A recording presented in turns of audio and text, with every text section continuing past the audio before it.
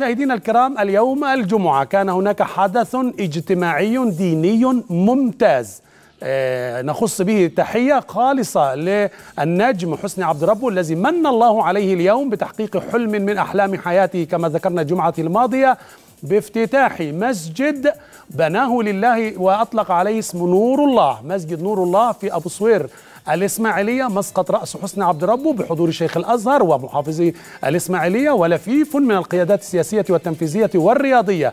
هناك كلهم اجتمعوا في صلاة الجمعة اليوم إيزانا وإعلانا بافتتاح المسجد الذي شيده النجم حسني عبد ربه من ماله الخاص.